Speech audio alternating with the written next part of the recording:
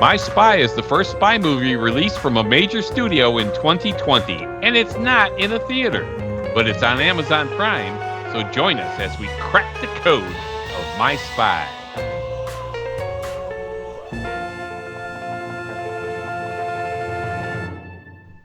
Hi, this is Dan Silvestri. And Tom Pizzato. At SpyMovieNavigator.com. Thanks for joining us on our show, Cracking the Code of Spy Movies. Please subscribe to our show and tell your friends about us. And send us a message on Twitter now if you're out there listening, at Spy Navigator. We'd love to hear from you and love to know you're out there. Okay, so we finally have the first spy movie of the calendar year released with My Spy. Yeah! This movie was delayed multiple times. In our article and discussion of the upcoming movies of 2020, My Spy was supposed to be released in January. In reality, it was actually supposed to be released in 2019. They pushed it from January, and then we got COVID-19, and they had to push it again, and they finally decided to release it on Amazon Prime. So we're going to do this podcast as a quick-fire release. What this means is we're going to release it very shortly after the movie releases. It's not likely to be included in the best of the rest category of our website, and we won't go as in-depth as we do on our other podcasts. That's the goal of the quickfire, get it out quickly after the release. That said, this movie is fine. It's not Goldfinger by any stretch of the imagination, but it's a nice story, has a PG-13 rating, and it does deserve that rating. My Spy is a spy comedy about a CIA operative, JJ, who's in charge of a big mission to prevent the terrorists from getting the technology plans and needed materials to build a miniaturized nuke. Starting off in Russia, with the contacts on the Russian side and the other terrorists who have developed the technology, JJ is an undercover agent acting as an international arms dealer, seemingly part of the plan to get the information needed to build the bomb. This terrorist, Hassan, is the one who wants the plutonium. And there's another guy, Azar. So these two guys are the ones who are key here. There's a connection somehow, and it will become apparent, between what is happening here in Russia and a woman in Chicago named Kate, who has a daughter, exceptionally bright and artistic and sophisticated. Haha, that's a little joke because her daughter is named Sophie. Now, I get it, sophisticated, Sophie. Philosophy, the word, is love of wisdom from the Latin. So that's our little joke on that. It comes out that they used to live in Paris, and she apparently has no husband, Kate, and Sophie, no dad. Perhaps he's dead. We're going to find out as the story unfolds. Through one thing or another. Yeah, actually, Dan, let me interrupt you here for our listeners. When we do the quick fire, our goal is not to give away the movie. Definitely not going to give away the movie. We want to give you some of what's there with the plot, but we don't want to give it away because we released these right after the movie came out. We want to encourage you either to see or not to see the movie based on kind of some of the background we're giving you. Yeah. We want you to take a look and focus on a few things that we think are kind of cool in the movie. So, again, one way or another, JJ gets assigned along with the CIA technical person, Bobby, a woman, Bobbi, to do surveillance on Kate and Sophie in Chicago. And it comes out that there is indeed a connection between Kate and Sophie and the events that were happening in Russia in the pre-title sequence. Well, we do find out, and again, this is a slight giveaway, but you kind of need to understand this part, is that Sophie's uncle and Kate's brother-in-law, he's a bad guy who killed Kate's husband, which was his own brother. So he's a bad guy.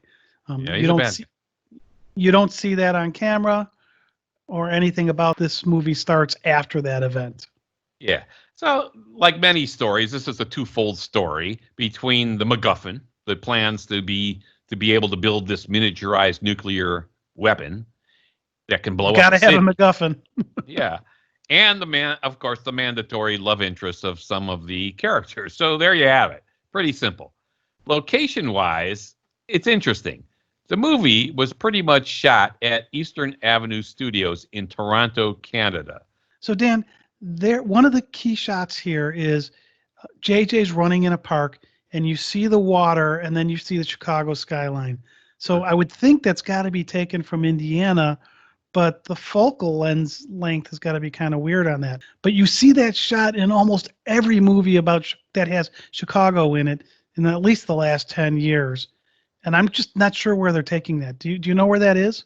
I believe that some of the jogging with the skyline in the background across the water, it's not from Indiana. That's too far for this. So I think that this is set at the museum campus, just is about a mile south of downtown Chicago, and there's a little strip of land that leads out to the Shed Aquarium, and I think they might be there. Because if you're running along that land, you do see that body of water and the skyline across the water. So I think that's where they are.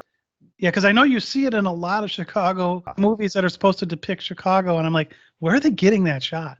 Yeah, when they're running in the park a little bit later and you cannot see the water, I thought maybe that was Lincoln Park, but I think it's probably Toronto. So that's I don't think is Chicago. But anyway, okay, we're gonna have to go over there and investigate to see which one. That's why we like when they're shot in Chicago. Yeah, it makes it easy. We can go try to figure that out. Yeah.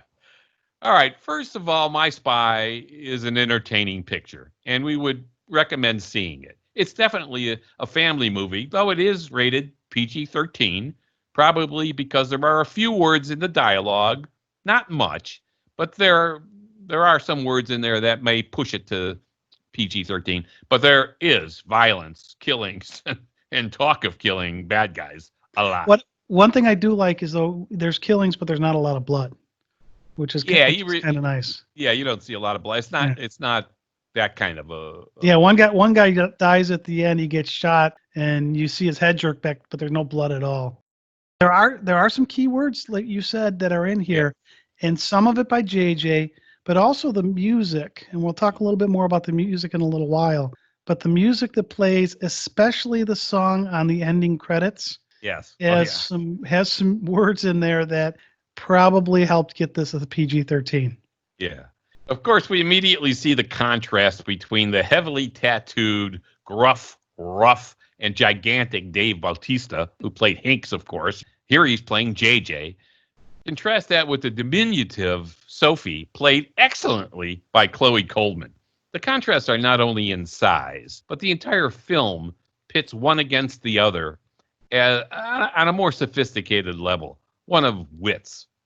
And Sophie is very bright and very clever, and many times will outwit JJ. Yeah, I don't think JJ comes off as very bright and clever. I'm going to give him a break here. Anyway, that's a fun element that runs throughout the film. And so you mix in a sprinkle or two of unlikely heroes, and you can have a recipe that is entertaining. Yeah, no, I actually think that they make JJ seem a little dumb to me, which does elevate Sophie's, how she comes across from a wit perspective. But then she says something in French, just kind of as an offhanded comment, and JJ responds to her in French, and she's really surprised by that. Yeah. So maybe he's not really stupid. Maybe it's more he's socially awkward, which when we're looking at this from a spy movie, he's the spy, totally opposite from Bond. Well, again, for Sophie, they lived in Paris, in France before. Her mom, Kate, and before they moved to Chicago. So she knows French. She knows some French, apparently. But on JJ's part, yeah, okay, he's not an Oxford guy, but That's true. But he's a tough military guy who knows his business. But I don't think he's stupid. I think he has worldly experience, as he explained at one point when he's talking about he's killed bad guys all over the world. But yeah, he's no Bond on polish and finesse and that kind of thing. And the ice skating rink, there's a scene in there when Sophie asks what he sees out there, because he didn't want to ice skate, one reason or another. He goes into a security speech, which is pretty cool. That is so pretty it's good. Like you'll hear that in the movie, and you'll see that in the movie. You think, oh, okay. So he's not stupid. And at one point he says, "The kid is tricky. I'm used to dealing with terrorists." So okay, I think that's. She's not fitting his normal pattern. So I think that's where he's coming off. Yeah. Anyway. Now this is a spy comedy. So if you're a hardcore Bond fan or MI or Bourne fan, you're not going to get the level of spy stuff you see in those movies. Yeah. This is closer to The Spy Next Door with Jackie Chan. We did a podcast on that. But hey, we liked that movie too. It was fun, and this one's fun too if you come at it from the right way. Yeah. All right, so let's look at a couple of things that drive this movie. And these are things you're going to look out for when you're watching the movie, which we recommend you do. There are a couple of lines delivered by different characters that actually, though said once, permeate the entire unfolding of the story here. So look for this. Here's one. Quote, "I did not see that coming." All right. So when you hear that, you'll see how that fits in even to stuff that happened before that line was said and stuff that happens after that line is said. And the other line to look out for is, quote, "It's scary what some people can keep secret." Okay, so keep those two things in mind as you're watching the movie, and a lot of things will unfold in your mind as the plot is unfolding and you're watching. So it's fun. Now, the surveillance of Kate and Sophie is in Chicago. We love when movies, especially spy movies, are filmed in Chicago. Going to see the filming locations is fairly easy then. But there are many Chicago scenes not filmed in Chicago. Oh, and they try to do some things to make you think it is, and we'll talk about that here. Chicago is a great city for films, and tons of great films have been filmed in Chicago, like The Blues Brothers, Risky Business, Ferris Bueller's Day Off, one of my favorites, 16 Candles, The Untouchables, Home Alone, Spider-Man, The Fugitive. Tons of movies filmed in Chicago because Chicago has some great locations. So North by Northwest had a little bit. Yeah, right.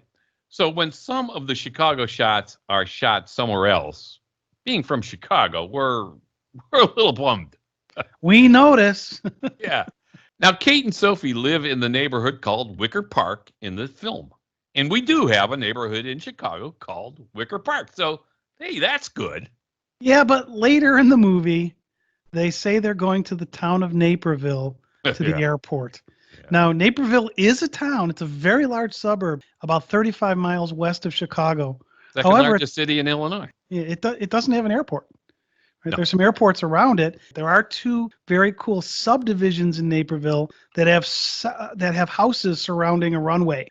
Right. And so most of the people there have a small plane and a hangar on their property, and they just pull out of the runway and they can go. Yeah, and it's like their little aero club or something. Yeah, exactly. Yeah, right. But none of them have a cliff like you see in the movie. Yeah. They actually, of course, they didn't go to an airport in Naperville. They actually shot They actually shot that airport scene at, I think it was Toronto Markham Airport. That's what it looks like. And the pit, I doubt that any airport is going to have a huge pit at the end of the runway. So I don't know. That actually doesn't seem that unlikely to me. I don't know. That looked CGI to me, but I mean, you see runways that come right off of a beach where the plane almost touches the beach goes. We got one in Chicago where there's a big fence at the end of it, and it's a short runway, but at midway. Anyway, who knows? But it wasn't filmed in Naperville, that's for sure. There's one scene they film that's in a museum. There are dinosaur skeletons, and we actually have a very large dinosaur skeleton in the Field Museum here in Chicago. But they shot this scene in Toronto in a museum. That they had a dinosaur exhibit there as well. But again, being a Chicago person, it was really easy to notice that, hey, you didn't film that here. Yeah, I mean, we have a beautiful natural history museum, the Field Museum of Natural History in Chicago, which appears in the establishing shots of this movie when they filmed the museum campus. Yeah, they're there. That we were talking about. Why don't you keep filming? Hey, step inside, and it's gorgeous. It's a beautiful building from, I believe it was from the Columbian Exposition in Chicago, built. So, I mean, it's gorgeous. It's a beautiful building. Yeah, now another building. Hey, film it in there. Yeah, film it there. Now, another building they used in this, and they used it a couple times, is this red brick building. Sophie sketches it, and if you read the sign, it says Wicker Park on it, and we already established where they're supposed to live. Right? There's a Wicker Park in Chicago. Yeah. But if you look carefully, like I did, it's actually the Winchester Street Theatre Company, which is in Toronto, Canada. They literally, if you I actually froze the frame on it, and you can actually see they put black like sign over some wording there and said Wicker Park. but the glass on the above the door gives it away. Yeah. I mean, there's a number of these instances where they're supposedly in Chicago filming, and every movie does this, of course. But hey, we're from Chicago. The movie's supposed to be in Chicago. We want you to use Chicago, for crying out loud. I mean, there's the ice skating rink too that they go to, which we have a beautiful outdoor Millennium Park outdoor ice skating rink in Chicago, but did they use that one? No. It looks like they went to, they were in Toronto, and it looks like they used, I poked around on the internet and I found one that looked exactly like the one they used, Mel Lastman Square Ice Rink in North York, Ontario. So there's the movies. They can do whatever they want. Even the apartment building, I think, and the balcony scenes that you're going to see when you watch the movie, that's the balcony scenes with Sophie, you can find in Toronto. That's where those buildings are. So they must have had some great tax breaks up in Toronto for them to do this up there. It's amazing how tax breaks make a difference on how you film things. Yeah. Now, the establishing shots of the museum campus, as we said, where we have the Field Museum of Natural History, the Adler Planetarium, and the Shed Aquarium that I mentioned earlier, where I think they were running when they were jogging. Those are real shots. And so is the Skyline, which is shown a couple of times. It's a great skyline. In the film, yeah. The aerial shot of downtown Chicago with Marina City, those are the two big round buildings. And we had a friend that used to have a condo there. They're bizarre. They're pie-shaped condos. Hard to furnish, but they're kind of cool. And other movies have been filmed with using Marina City, too. And it's all along the Chicago River. All those are real shots. Those are great establishing shots. And there's also a long shot of downtown Chicago shot from the southwest, which they kind of hint in the film is where Kate and Sophie live.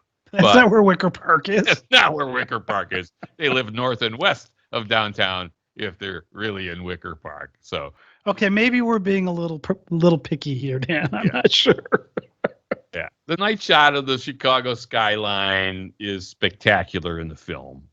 And Chicago really is rated one of the best big city skylines in the United States. And it really is. From out on the water in Lake Michigan, if you're on a boat, Lake Michigan, one of the Great Lakes, the largest body of fresh water in the world, the skyline is stunning. It's beautiful. Yeah. If you ever come and visit Chicago, take a nighttime boat ride. It's just spectacular. It is. And in the pre-title sequence, it all starts off, JJ is in Pripyat. I think that's how you pronounce it, in the Ukraine. And I always give you the hard words. Yeah, I'll hear about it. At the Chernobyl nuclear power plant, reactor number 3, which is abandoned. So it says all that. The deal is supposed to go down here to get the plutonium in exchange for diamonds. Ooh, beautiful diamonds. So JJ, an undercover guy, acting as an international weapons dealer, is trying to find out what all these guys know. That was his job. And JJ has his team secretly hiding there in different spots. There are Russian soldiers. There's a guy named Azar Ahmadi who was supposed to get the plutonium and the plans and so on. The other guy, Hassan. Again, the goal is to make these miniaturized nukes for terrorists. So things don't go exactly as planned. And some things happen here, but the one thing I think is kind of funny, virtually everyone here except Azar and JJ do not fare well. I'll just say that. It is an interesting fight scene. Yeah, you'll see some Sam Peckinpah-ish effects here, if you're familiar with that stuff in the old days when he was doing films. You'll see a little bit of that. But there's one part where they suspect JJ. One of the, I think it was Hassan, yeah. And he says, JJ says, I'm just a guy standing in front of another guy asking him not to shoot. And immediately I'm thinking, Notting Hill. But I didn't have to think, because as quick as I could think that, his boss, David Kim, who's watching, all the CIA people are watching on camera, all this thing unfolding, right?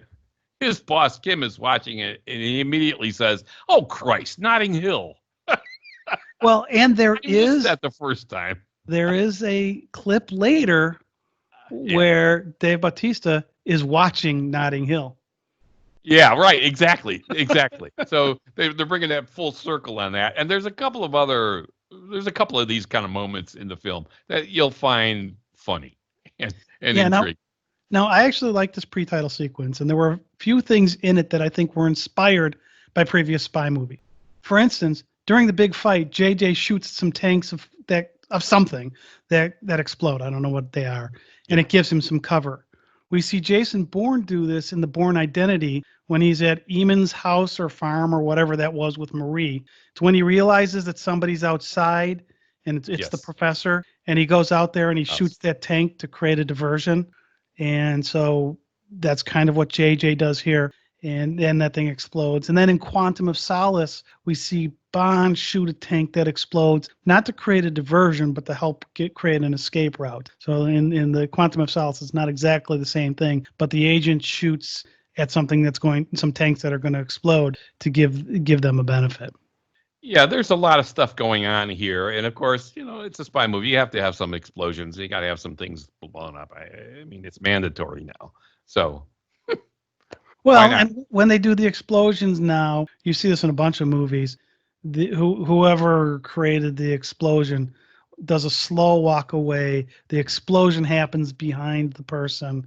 They don't even turn to look. They there's a cool part in the movie too. You'll like towards the end. Yeah, so it becomes it's something you see in a lot of different movies, but then it actually becomes a plot point in this movie. When I saw all this happening, and of course they're chasing him in a car and shooting rocket launches at him, I immediately think of License to Kill, of course, where they miss Bond, of course, and they hit Sanchez's other trucks and stuff. So the same kind of thing has happened in lots of movies. Yeah, and they do a cool stunt here with that, where he's getting chased and these two guys are shooting at him, and he somehow gets out of the way. Yeah, and mayhem for the people that shot happen. So it's kind of interesting. Yeah, it's the same kind of thing in the License to Kill thing. Yeah. So one thing I found interesting in the pre-title sequence, and I really did like the pre-title sequence, was the use of music, and actually throughout the film, I think some of the music choices are, to my taste, interesting. That's a good word. I'm not sure that I would have made the same music choices that they did, but I wasn't getting paid to do that. Nobody asked me. So there's some slow motion stuff in this fight that happens in the pre-title, and they play some type of opera music. It may have been Kalinka, but I'm not positive. I wasn't sure what it was, but it seemed weird to me that they would cut to that. Then we get into 99 Luftballons, which I really like that one, and for the scene it actually worked. But then we get I Will Survive, My Heart Will Go On, and then finally Baby One More Time by Britney Spears. Like, what generation is this from? Now, Dave Bautista is in his 50s, but Britney Spears, I think, would be a little late for him, and he really liked it. So it was a really eclectic pick of music for me. The whole scene is amusing, the car scene with the radio bit and so on. So people pay attention to that when he's doing it. It's kind of fun and funny. It's a cute little routine in the movie. So after the mission, JJ's CIA boss, David Kim, played by Ken Young, is furious with him and tells him the mission was not just to stop the sale. The goal was to find out what these players knew so that the CIA could take out the rest of their network, take them down.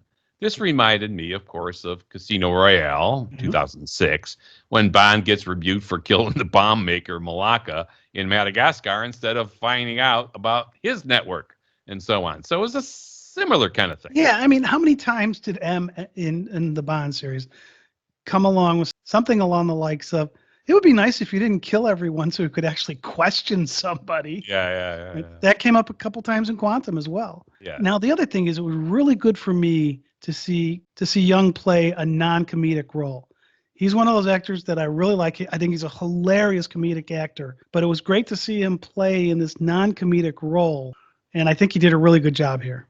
Yeah, I think was he a doctor? I think he was a doctor in real life, wasn't he? Or I don't know. Yeah. Anyway, for me, I thought he was the one character that I thought was not well cast, Oh, and yeah, I I thought he liked him. seemed an odd guy to be running the CIA, and he looked too much to be a mild, book-learned kind of guy, as opposed to kind of a rough and tough CIA kind of guy. But I grew to like him a little throughout the movie. And on the killing everybody thing, yeah, we have that little connection with Bond. But JJ is anything but like Bond. His suits, he's a big guy. Oh, wait. And, I made a note of this too, because when you see him in that suit, this thing didn't right in fit the him. beginning? Yeah, it didn't fit him well. I mean, he was definitely not wearing a Brioni, Tom Ford, Turnbull and Astor clothes in this one. It was like, wow, who did? I mean, were they trying to make it look that way, or was it just a weird camera shot? Because it was like, whoa. Kind of waddling like a duck too, but again, he is a big guy. But he's definitely not Bond-like in that regard. He eats out of Chinese takeout containers. He lives in a modest place. He's not sophisticated and worldly on the finer things in life kind of stuff. Oh yeah, there was no Royal Beluga north of the Caspian, like in On Her Majesty's Secret Service. Now you're not going to find that here, but he is a killer, and he's killed a lot of bad men. He was in the military as well. And he's kind of a loner, pretty much like Bond, but he does have a pet fish named Blueberry. So that's kind of cute, and a cute little theme in the movie too. So watch out for Blueberry. So instead of continuing on the case to find the plans of the miniaturization of nuclear weapons, his boss is so mad at him, he assigns JJ to surveillance with Bobby, as we said up front. She's a woman, a CIA tech person, but really a civilian. She's not an agent.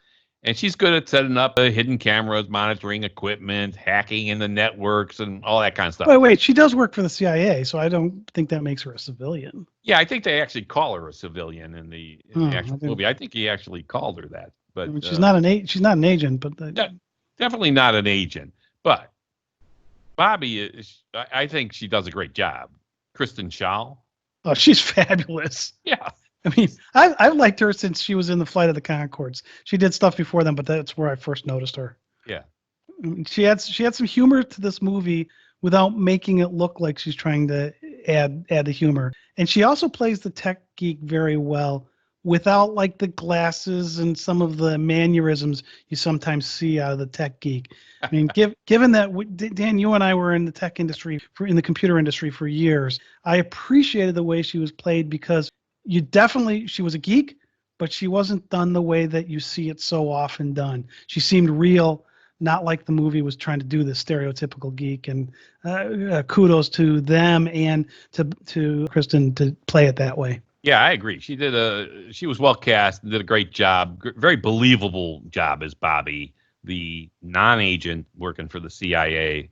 So I liked her a lot. She was good. I also found it interesting, and again, keeping with this character, there's a shot of her reading Popular Science, which is a real magazine. Then in another scene, she's reading a magazine called Abend. Now, if you're not in the computer industry, you might not know that term, and I've not been able to find a magazine with that title. So I think they made it up for here. It might just be some little joke, because Abend is really a term from the mainframe days, which means abnormal ending. That's the abend. Today, you might think of it as an app crashing or a blue screen of death. Those would be abends that would happen. So I think the title of that magazine was really a nod to some of the geeks and like me, and I really appreciate it. Plus, she's enthralled with JJ's history. She knows it like the back of her hand. The guns, the fighting. She thinks that's the exciting part of spy life, but she's never done it. She doesn't know how to do it. And as we'll see, something as basic as firing a gun becomes problematic. She does say at one point, maybe I become the action, surprising everyone. Yeah. Yeah. Well, she's in her own head thinking, this agent thing is kind of cool. Yeah. And she thinks JJ is kind of cool. Yeah. She wants to get there, but doesn't know how to get there. And then even in another scene, just from the humor perspective, Dave Bautista, big guy, he's doing arm curls with 5-gallon jugs of water. So those weigh about 43 pounds. and she's sitting there with a 12-ounce bottle of water doing an arm curl. It just, nothing said about it. It just, I saw that and just, it totally cracked me up. Yeah, I noted the same thing with the water bottle. I thought maybe she had a 16.9 ounce bottle or something. Well, it might have been, whatever. It wasn't a 5-gallon. But it was quietly played by her, like she was trying to be like JJ, an agent, but just unconsciously doing what he was doing. And she played it off perfectly. So that's great. A cool scene to keep an eye on. So there they are in Chicago. While the CIA agent, Christina, and her team are in Paris or Berlin or wherever they had to be to track down this stuff and the culprits that they were supposed to be tracking, JJ is not pleased because that's what he wanted to be doing. Yeah, he wanted to go there. Yeah, there's a subtle reference to how low he is on the totem pole at this moment. When they show a scene of Bobby driving the van, JJ is assigned the passenger seat. I thought that was kind of meaningful. Because he's used to being in charge. Yeah. So I thought that little shot was telling, and I think they did it on purpose, and it was good to pick up on that. And so you'll see it as you're going through the movie. It's kind of like, he is kind of down low on the totem pole. So again, we're not going to give the movie away, but JJ's up against a very, very smart 9-year-old kid, Sophie, who, as we mentioned, outwits him frequently. And she tracks down what they're doing on their surveillance mission. And this is, you need to know this because this is the whole movie part of what goes on. She promises not to tell her mom about what she found as she videoed them, JJ and Bobby, with all of their equipment. And she promises, no, I'm not going to send this up to the cloud and share it with everybody if you do what I say. It's a different world now for these spies, now that everybody's got a cell phone that can take video. I love that. She's terrific.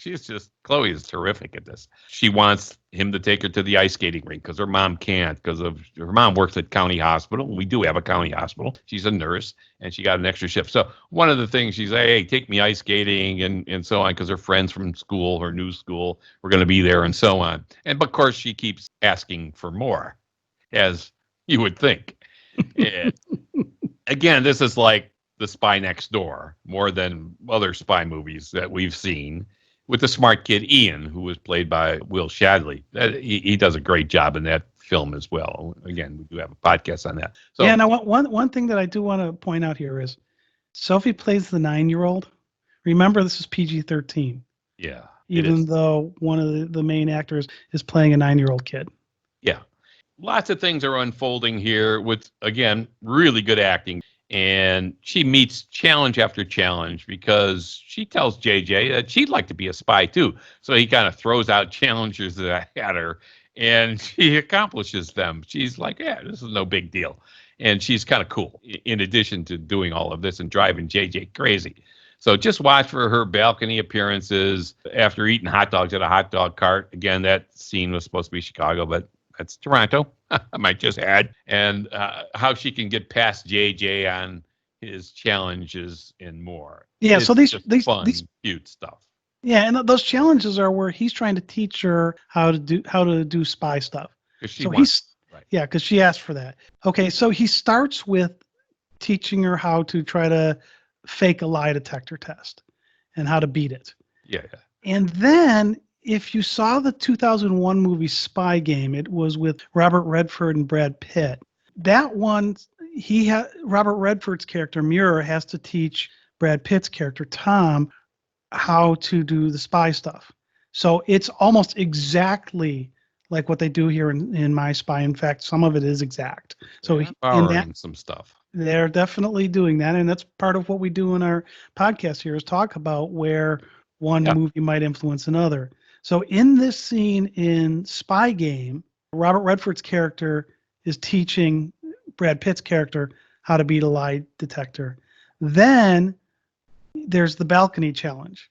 And we won't give away the balcony challenge here if you haven't seen Spy Game. But it is almost done verbatim from what they did in Spy Game from the dialogue perspective. However, in this movie, Sophie ends up on a balcony with an older woman, and Sophie looks like she's got a glass of milk in her hand. In Spy Game, Tom, Brad Pitt's character, ends up on a balcony. It looks like he's holding a cup of coffee and he's with an older gentleman. Mm. Then it gets a little weird because in Spy Game, there's only one balcony. In this one, Sophie's on another balcony with what looks like an Asian couple, and she's got a bowl of rice. She's got chopsticks. Yeah. I thought it was weird that they added the second balcony because A, it wasn't part of the challenge, and it was almost to me like they filmed it two ways and didn't know which one to go with, so they put both in the movie. No, I think I disagree. I think she actually she appears on a third balcony, but we're not going to we won't detail all the stuff that's going on here. But I think the significance was that she's this 9-year-old kid who's got a 10-minute challenge, and she's showing how good she is. She's like, not only don't need 10 minutes to do this, I could do this multiple times. So I think, again, it was just another way to get JJ. And JJ gave her a break. He gave her 10 minutes in Spy Game. It was a 5-minute challenge. So yeah, right. But yeah, she didn't need 10. So now JJ, he's a tough guy. He looks like a tough guy, right? And he has a job to do. So he does not want to be involved with personal things, with taking care of Sophie or the mom, Kate, and all that kind of stuff. But as you see the story unfolding and how, again, very much like The Spy Next Door, where the kids started off hating Bob Ho, Jackie Chan, but eventually grow to love him, here you see the battle of wits and non-involvement slowly moving in a different direction. And so you need to keep an eye on that to see what might possibly happen, how it will end up. We'll leave it for you to watch and see all of that. But there are chase scenes, of course, some explosions and fireworks, of course, and some tender moments. And it's fun to see. And there are a few surprises along the way as well. Yeah, and there's some other references, nods, if you will, to earlier movies. So for those of you who saw E.T. the Extraterrestrial, you may remember there's a scene in there when E.T. is hiding in a closet with all these stuffed toys, and Elliot's mom looks in the closet, and you've got all the stuffed toys, and E.T.'s hiding there. Look for something similar in this movie with Sophie's mom, Kate. As soon as I saw that, I scribbled in my notes, E.T. phone home. Yeah. I actually went and rewatched E.T. last night just because I was like, I got to see that scene again to remember. Is it exactly like I thought it was? And they definitely are doing a tip of the hat at that point to that movie. So then Bobby also mentions a few times about things with different movie references. And one of them, towards the end of the movie, she quips, is it just me or does this seem familiar? I mean, the propeller and the fuel tank. It's like all we're missing is the Nazis. Yeah. Now, given what's happening in this scene, this is obviously a reference back to Raiders of the Lost Ark. She doesn't say it, but that's what that reference is for. And then in one scene towards the end, JJ's boss is playing a video of JJ dancing in a scene, and he's dancing with Kate. And when David Kim plays it, it starts out with the title, and Bobby's looking at it, and she says, "This looks like the wedding at the end of Shrek." And she's right, it really does. Yeah. And the video, when Kim plays it, it says, "The Hulk meets Meghan Markle." Now, this is actually a reference to the actress who's playing Sophie's mom. So the Hulk being like the big hulky Dave Bautista. Yeah. But the actress, Paritza Fitz-Henley, she played Meghan Markle in the TV movie Harry and Meghan, Royal Romance. So they did a really nice tie back to that. It was subtle. If you didn't know the movie existed, the TV movie existed, you'd be like, whatever. But if you knew about the TV movie, they'd be like, I get it.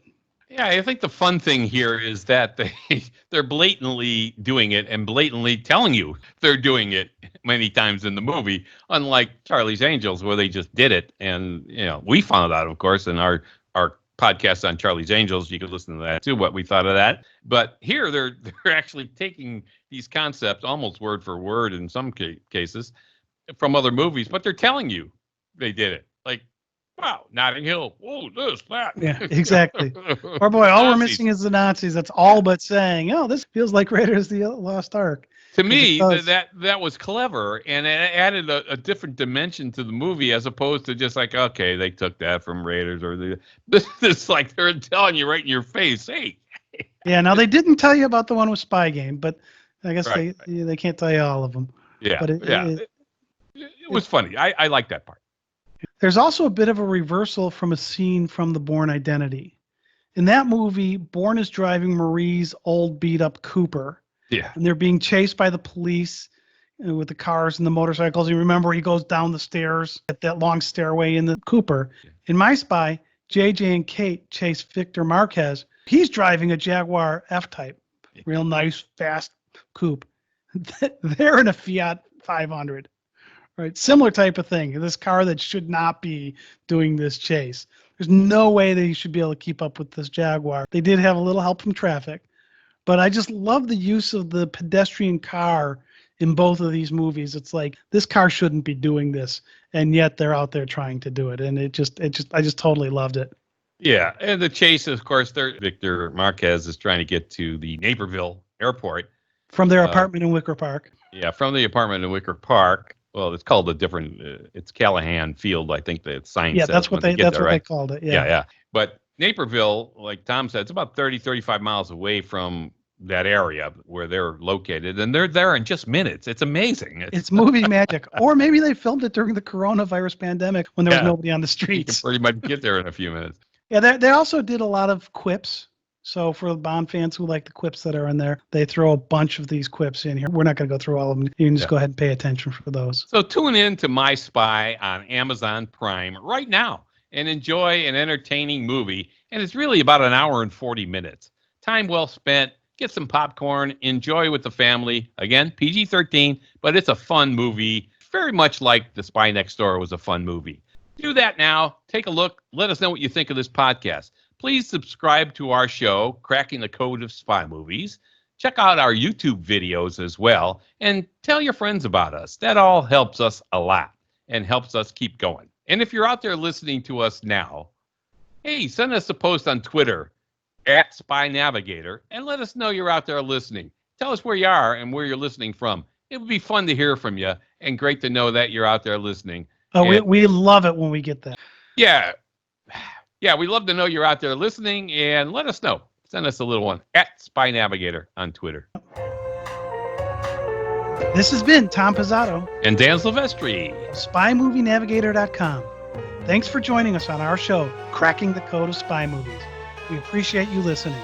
Thank you.